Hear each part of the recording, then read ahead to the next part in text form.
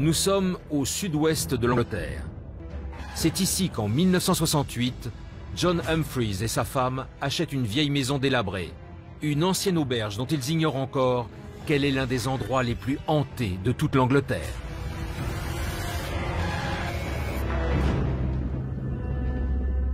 En 1968, John Humphreys et sa femme achètent cette maison.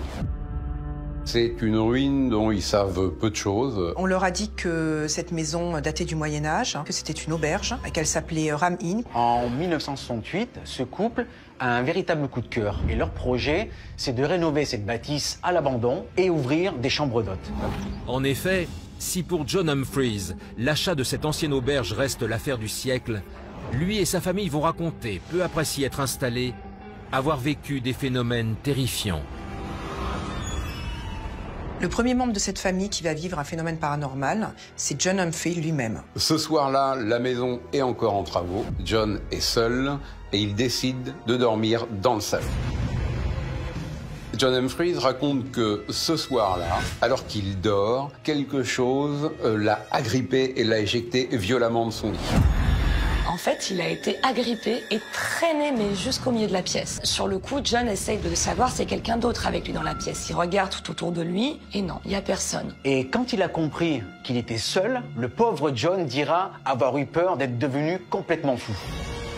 Ses proches venus le rejoindre vont assister à leur tour à des phénomènes surnaturels. Alors la famille évoque différents phénomènes, portes qui claquent, craquement du plancher, comme si quelqu'un était en train de marcher au étage supérieur. Ils vont aussi raconter des objets qui se déplacent, des meubles qui bougent.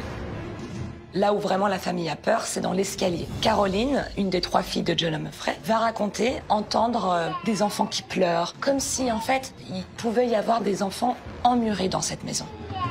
Cet escalier les terrorise, mais ce n'est pas le seul endroit qui pose problème. Caroline, la plus jeune des filles, va raconter qu'elle entendait des bruits dans le grenier.